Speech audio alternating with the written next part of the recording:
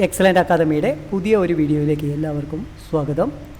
ഓപ്പണിങ്ങിൽ exchange variation നടക്കുന്ന സമയത്ത് മധ്യഭാഗത്തുള്ള ഡയഗണലുകൾ open ആവുന്ന സമയത്ത് നമ്മളുടെ ബിഷപ്പുകൾക്ക് വളരെയധികം പവറുണ്ട്.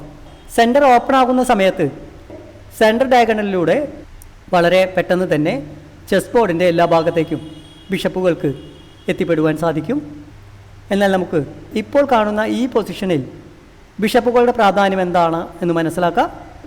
കാസ്ലിങ്ങിന് പ്രാധാന്യം നൽകാതെ ബ്ലാക്കിൻ്റെ കിങ് സൈഡിലേക്ക് വളരെ ശക്തമായ ഒരു ആക്രമണം നടത്തുകയാണ്. വൈറ്റിൻ്റെ ക്യൂനും രണ്ടു ബിഷപ്പുകളും നൈറ്റും H1 ഇരിക്കുന്ന റൂക്കും H4 ഇരിക്കുന്ന പോണും ഉപയോഗിച്ചുകൊണ്ട് ബ്ലാക്കിൻ്റെ കിങ് സൈഡിലേക്ക് ഒരിക്കലും തടുക്കാൻ കഴിയാത്ത ഒരാക്രമണം ഉണ്ടാക്കിയെടുക്കുന്നു. നമുക്ക് നേരിട്ട് ഗെയിമിലേക്ക് പോകാം. ഈ പൊസിഷനിലെ ആദ്യ നീക്കം നടത്തേണ്ടത് വൈറ്റാണ്. എന്തായിരുന്നു വൈറ്റിൻ്റെ ആദ്യത്തെ നീക്കം എന്ന് നമുക്ക് നോക്കാം.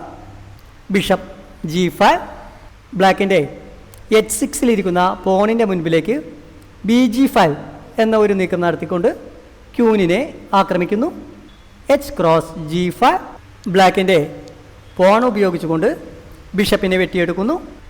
H ക്രോസ് G5, H4 ഇരിക്കുന്ന പോൺ ഉപയോഗിച്ചുകൊണ്ട് G5 ഇരിക്കുന്ന പോണിനെ വെട്ടുമ്പോൾ വൈറ്റിൻ്റെ റൂക്കിന് ഒരു ഓപ്പൺ ഫയൽ ലഭിക്കുന്നു.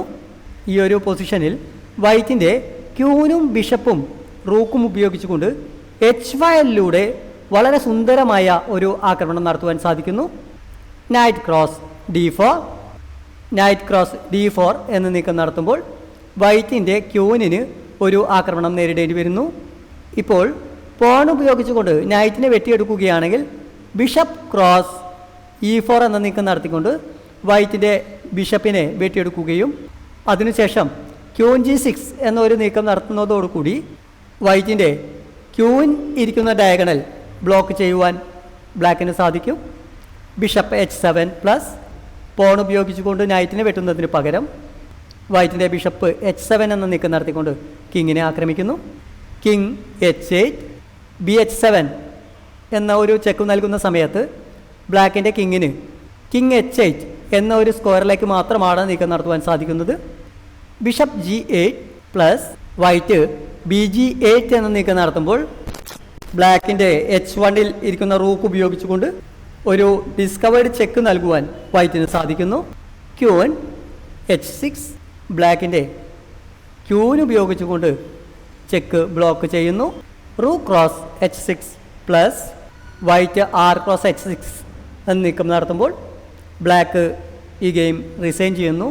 അതിന് കാരണം എന്താണ് എന്ന് നമുക്ക് നോക്കാം. G ക്രോസ് H6, വൈറ്റിൻ്റെ അടുത്ത നീക്കത്തോടു കൂടി ഈ ഗെയിം ചെക്ക് മേറ്റ് ആകുന്നു.